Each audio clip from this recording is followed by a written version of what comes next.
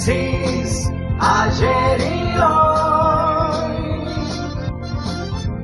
aprendiendo del pasado, de Génesis, ayer y hoy.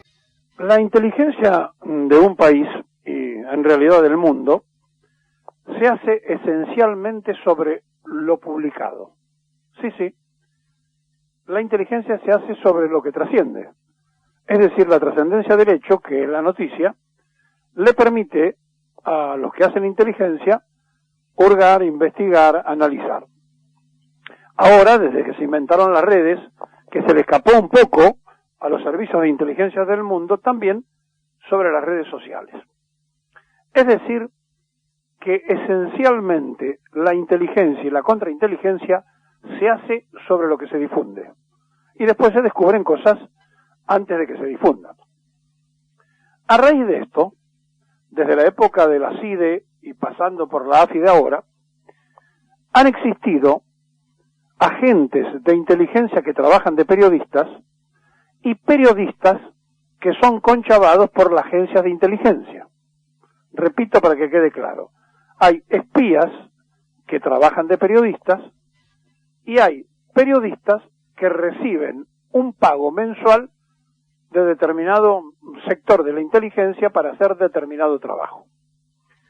Claro que esto, si lo tenemos que poner en el presente, tendríamos que tener pruebas que no tenemos. Aunque estamos sospechando todos que en el gobierno anterior, quienes fueron los periodistas que estaban cerca de la inteligencia. Pero vamos a trasladarnos, si ustedes quieren, a tiempos más atrás. Y entonces un día, Gustavo Vélez, el hoy ministro de Fernández, cuando era ministro del Interior del kirchnerismo, puso una foto de Jaime Estiuso, que era el responsable de la contrainteligencia durante muchos años, venía de la época de la NUCE, dentro de la Secretaría, y dijo que era el responsable de muchas cosas que pasaban mal en el gobierno. Lo terminaron echando a Vélez, que era ministro del Interior. Y Estiuso después le dio un tremendo dolor de cabeza al propio gobierno de Cristina. Bueno, ese cargo de Estiuso, durante el gobierno de Macri, lo ejerció una de las personas que estuvo en la reunión que ayer pasamos el audio, se hizo en el salón del Banco de la Provincia de Buenos Aires. Pero además estuvo el director de inteligencia del AFI de esa época. Pero como si fuera poco, estuvo el jefe de gabinete de la 8. ¿Quién era la 8? La número 2 de la inteligencia. El 5 es el principal, el 8 es el segundo.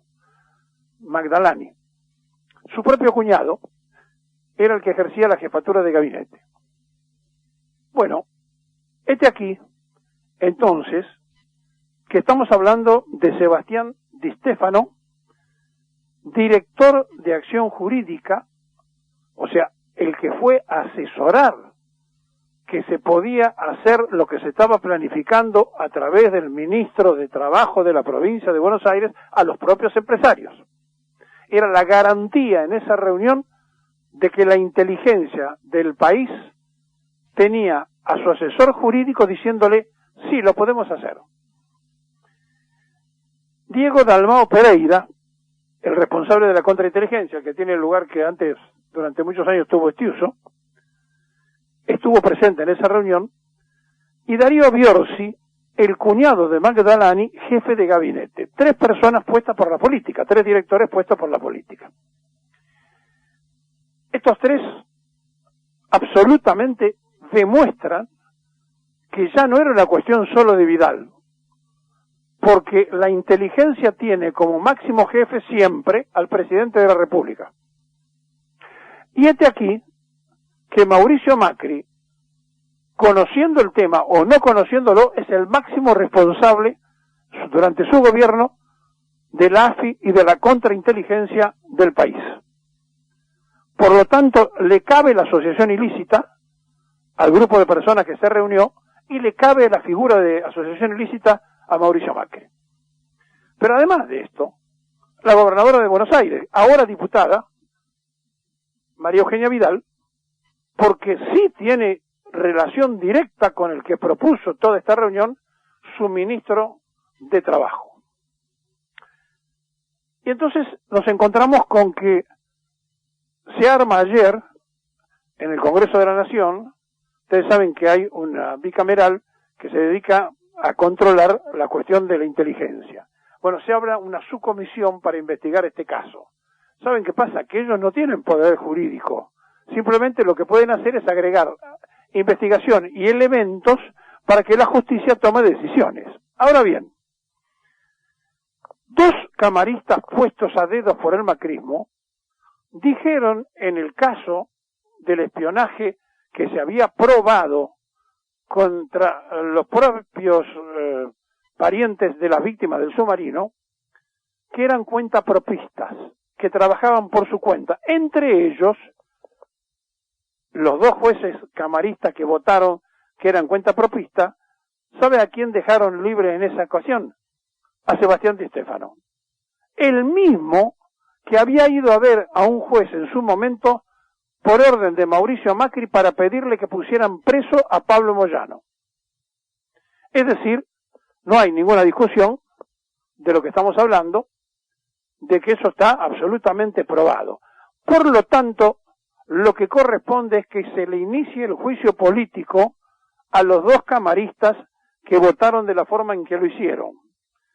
Porque es evidente que estamos hablando de una situación muy grave y los doctores Mariano Lorenz, por un lado, y Pablo Bertuzzi por el otro, no sé de qué se van a disfrazar, pero se le debe hacer juicio político y pedir la destitución de estos camaristas que, repito, fueron puestos a dedo por el macrismo y que dijeron que eran cuentapropistas. Como si en la inteligencia alguien pudiera trabajar por su cuenta solamente y no existiera la cadena de mandos. Pero hay algo mucho más grave. Y hay un silencio cómplice de la legislatura, sobre todo del Senado, de la provincia de Buenos Aires, que ayer recibió, como si nada pasara, un proyecto firmado por los senadores de Cambiemos, Juan Pablo Allian y Joaquín de la Torre, para poder modificar lo que se había aprobado durante la gobernación de Vidal, que era que solamente podían ejercer 2 periodos los intendentes y no repetir. ¿Y por qué es grave? Porque el senador que puso su primera firma fue el que estuvo sentado en esa reunión, y no hubo un solo legislador del Frente de Todos ni de ningún sector que le dijera a ese senador que no podía estar presente en la sesión porque había participado de una reunión para crear la Gestapo. Lo hicieron como si fuera la cosa más normal, porque total iban a prolongar la posibilidad de que los intendentes del Frente de Todos y de Cambiemos se pudieran volver a presentar. Y el otro que firmó, que no tiene vergüenza, Joaquín de la Torre, era el ministro de Gobierno de Vidal cuando había dicho lo contrario. ¿Pero qué fue lo que hicieron ayer? Arreglaron entonces que no se tome el primer periodo sino el último y que se pueden volver a presentar en un nuevo periodo. Todos felices, aprobaron el presupuesto, aprobaron todo lo que tenía que aprobar que necesitaba el gobierno de la provincia, y este senador que estuvo en esa reunión para crear la Gestapo fue el que presentó la posibilidad de cambiar una ley acompañado del que era ministro de gobierno cuando se había hecho esta ley. Una vergüenza espectacular. Entonces, cuando uno ve estas cosas, dice, ¿quién le va a pedir el juicio político a los camaristas? Bueno, le corresponde a la nación, pero digo, ¿quién se lo va a pedir? ¿Cómo vamos a poner orden si la rosca y la trenza política se ponen de acuerdo? Es muy complejo, es muy difícil, porque arreglan la de ellos. Y entonces, a partir de allí, todo lo que nosotros podamos decir, todo lo que podamos denunciar, todo lo que podamos explicar, todo lo que le podamos decir al oyente, es casi como aquello de Simón Bolívar. Estamos arando en el mar. Y la verdad es que el fastidio llega a saturar a la sociedad, a cansar a la gente, porque no se resuelven los problemas de la sociedad, se resuelven los problemas personales. Van a hacer política para resolver sus problemas, no los problemas de la sociedad. Y frente a esto, cuando le estamos diciendo que la inteligencia centralmente se hace sobre lo publicado y lo difundido, esperemos ver qué pasa con los de la prensa canalla, porque ni siquiera han contado lo del escándalo, lo que llegaron a decir, sin ponerse colorado, los periodistas amigos de la inteligencia del gobierno anterior, llegaron a decir, bueno, porque uno diga una barbaridad como la que dijo el ministro de Trabajo, no se puede juzgar a un gobierno. No tienen vergüenza, y la verdad que la dimensión de lo que estamos hablando parecería ser que todavía no nos damos cuenta. Una reunión organizada por la inteligencia del país, con la participación del gobierno de la provincia de Buenos Aires, con el representante del Senado de Cambiemos, con un senador sentado allí, con 5 empresarios de alto nivel de la construcción, se ponen de acuerdo para exterminar al sindicalismo y para quitar derechos a los trabajadores, y no les importa a nadie, como si nada fuese importante. ¿Qué les pasa a la dirigencia política?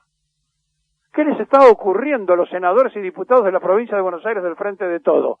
¿Cómo permiten los senadores, que ahora además han mejorado, porque hay más senadores del Frente de Todos en la legislatura, que alguien tome la palabra, el que estuvo sentado pidiendo una Gestapo para que varios de ellos, que vienen del movimiento obrero o de otros lugares similares, fueran exterminados? ¿Qué les ocurre? ¿Qué les está pasando? Todo esto tiene un desarrollo en sí mismo que después termina probablemente como terminó lo de Vélez, que se fue Vélez y se quedó Stuso. Y aquí puede pasar algo parecido, que aparezca el video, que aparezca la denuncia, que algunos nos hagamos cargo de profundizar y explicarle a la gente de qué se trata, y que no pase nada, absolutamente nada. Porque en la democracia fraudulenta, un presidente de la República pretendió poner la Corte Suprema por decreto, y esa misma Corte Suprema, que después la pusieron por el Parlamento, es la que hoy tiene la última palabra en la Argentina, que la presidió el abogado de Clarín y La Nación, que lo quisieron poner a dedo y que ni siquiera ellos, cuando eran mocionados para esto, dijeron, no, espere, hágalo por el Parlamento. No, estaban de acuerdo que fuera por decreto, al mejor estilo de una dictadura. Esa es la Corte Suprema de la Nación Argentina. De ahí para abajo, cada cual haga su propia evaluación. Entonces, 2 camaristas pueden decir que eran cuentapropistas, y por más que nosotros informemos y denunciemos, esto puede ocurrir que sea como tantas otras cosas. Como cuando la CIDE mandó a Pérez Gris a matar a Perón, como cuando mataron a Satanowski, porque en el 55 creían que el diario La Razón pertenecía a Perón, y lo manejó el Servicio de Inteligencia del Ejército durante años, y entonces La Razón cada tanto se daba el gusto de poner un título golpista porque venía anunciando los golpes de Estado antes que nadie, porque cuando Galimberti, que había sido dirigente montonero, se encargaba de pagarle a los periodistas en época de Carlos Menem, hacían cola por allí varios editores, varios dueños de páginas importantes. Sí, iban a buscar en dólares la plata cerca de Viamonte y Florida. Y el que pagaba era Rodolfo Galimberti. Entonces, hay mucha información guardada acerca de qué pasó con los servicios de inteligencia en la historia de la Argentina. Que cuando la CIDE desapareció, y apareció la FIP, para que usted se dé una idea, tenían un presupuesto de $1 millón diario sin rendir cuentas. ¿De dónde creen ustedes que los presidentes sacan el dinero que necesitan para hacer determinadas situaciones políticas? Che, mandame la plata de la CIDE. Che, mandame la plata de la AFI. Sí, es así. Porque pertenece a un sentido oculto del Estado argentino. y estamos en condiciones de insistir en lo que decíamos ayer. No es que estaban limpiando un disco y encontraron esto. Hay espías que se guardaron la información y que van a seguir hablando porque ellos se sintieron usados por el macrismo, pero además ya es una costumbre de los profesionales. Siempre se guardan información para que cuando cambie la autoridad política ellos tengan algo para ofrecerle para que no los muevan en sus puestos. Entender la inteligencia no es difícil. Y si usted no cree que todo lo publicado es base de la inteligencia, le voy a contar un caso personal. En 1967, Estudiantes de La Plata fue campeón intercontinental, mejor dicho, el 68 cuando lo hizo, y cuando nos tocó ir a Londres, bajamos en el aeropuerto de Londres, nos presentamos y nos preguntan en inglés si teníamos alguna animosidad contra el reino de Gran Bretaña. Le dijimos que no, y dijimos que no entendíamos a propósito porque sí estábamos entendiendo lo que nos preguntaba. Nos preguntaron si hablábamos castellano, le dijimos que sí, si hablábamos español, dijimos que sí, nos trajeron una persona en español, y este señor nos preguntó, ¿usted tiene alguna animosidad personal? No, para nada. ¿Por qué me pregunta eso? Por esto, dice.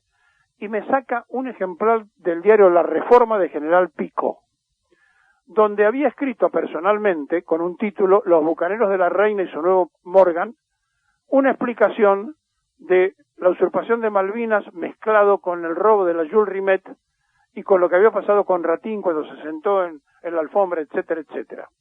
Algo que yo había escrito en colaboración al diario de La Pampa. En ese momento se manejaba todo por Telex, no existía la modernidad de hoy.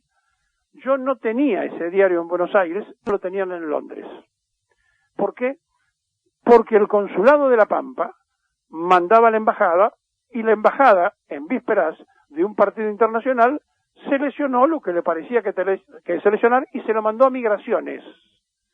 Después que me mostraron eso y que me quedé realmente perplejo, porque repito, yo no lo había visto publicado en el diario, yo había mandado sí la nota, pero no la había visto, me dejaron pasar y me dijeron, tenga cuidado en su comportamiento.